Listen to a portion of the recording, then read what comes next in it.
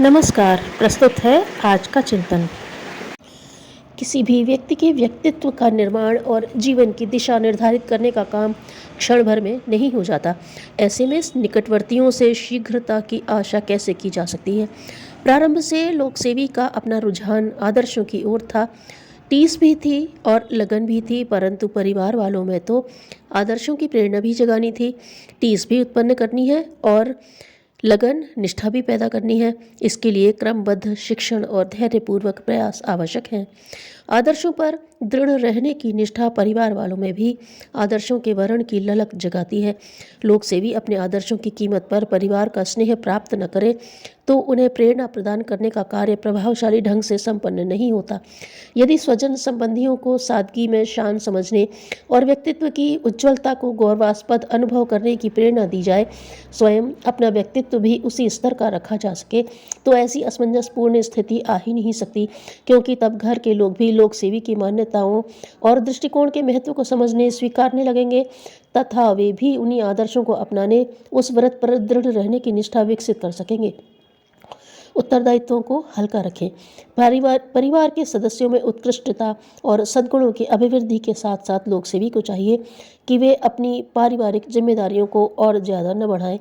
प्राचीन काल में जिन्हें लोकसेवा का व्रत लेना होता था, वे तो ब्रह्मचर्य आश्रम से सीधे ही लोकसेवा के क्षेत्र में उतर पड़ते थे, और गृहस्थ व्यक्ति यदि लोकसेवा करना चाहते तो पारिवारिक उत्तरदायित्वों से मुक्त हो जाते थे। इसका अर्थ यह नहीं कि घर परिवार छोड़कर सन्यासी हो जाते थे। लोकसेवा के क्षेत्र में प्रवेश करने के लिए वे अपनी जिम्मेदारियों को इस प्रकार पूरा कर देते या ऐसी व्यवस्था कर देते जिससे कि वे परिवार के प्रति कम से कम उत्तरदायी हों। उदाहरण के लिए बच्चे बड़े हो गए तो घर परिवार की व्यवस्था उनके हाथ में सौंपकर माता पिता ने वानप्रस्थ ले लिया और निकल पड़े समाज सेवा के लिए, अथवा परिवार के उत्तरदायित्वों को इतना कम रखा कि उसके लिए अपना अधिकांश समय और श्रम न देना पड़े। आज की स्थिति में युवा लोकसेवियों को चाहिए कि वे संतान की संख्या न बढ़ाएं। अच्छा तो यही है कि लोक सेवा के क्षेत्र में रहते हुए संतान उत्पादन से बचा जाए। संतान आखिर ममता और वात्सल्य भावना की अभिव्यक्ति के लिए ही तो आवश्यक समझी जाती है। ममता और वात्सल्य लुटाने के लिए समाज में बहुत से बच्चे हैं। यह कोई आवश्यक नहीं है कि बच्चा अपनी ही संतान हो। जो विवाह की आवश्यकता अनुभव न करते हों वे अविवाहित ही रह लें, और जो विवाह करना चाहे तथा लोकसेवी का जीवन भी जीना चाहे उन्हें तो संतान की आवश्यकता ही नहीं समझनी चाहिए, या जिनके बच्चे हैं वे वहीं तक सीमित रखें। पारिवारिक उत्तरदायित्वों को हल्का रखने से लोकसेवा के लिए अधिक समय बच सकेगा और अपनी प्रतिभा तथा योग्यता का अधिकाधिक लाभ समाज को दे सकेंगे। जापान की गांधी कागावा की तरह वे भी विवाहित किंतु संतान उत्पन्न न कर सारे समाज का उत्तरदायित्व संभाल सकेंगे। सेवा के अनेक क्षेत्र हैं और उसके व्यापक स्वरूप को पूरी तरह स्पर्श कर सकना संभव नहीं है। यह सोचकर लोग अंतःकरण में सेवा की उमंग उठते हुए तथा सेवा धर्म के लिए हर दृष्टि से योग्य होते हुए भी पीछे हट जाते हैं।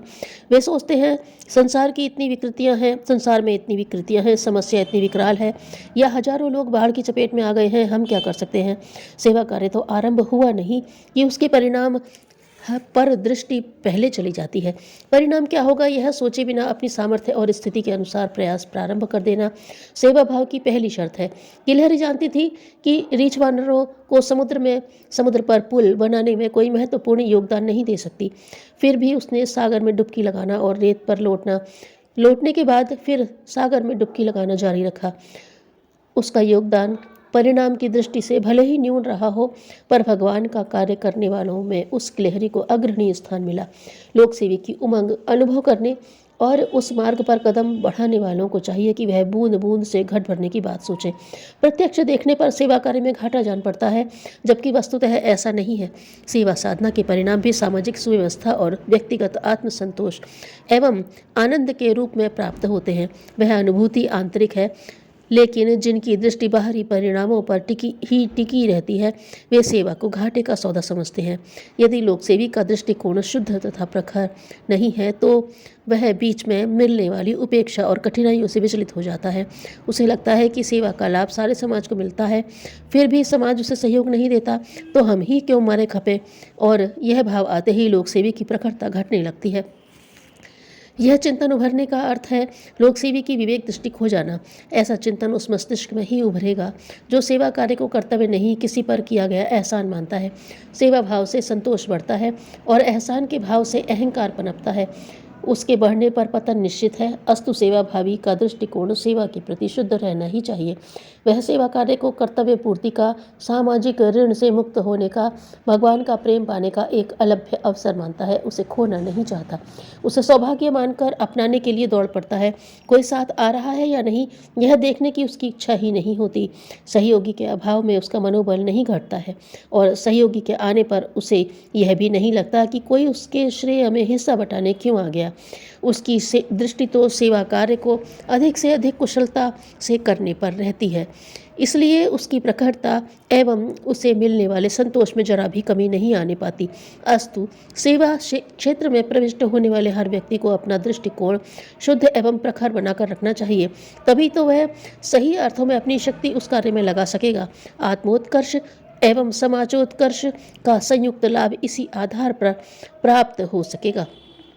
कार्य की श्रेष्ठता में जीवन की श्रेष्ठता निहित है।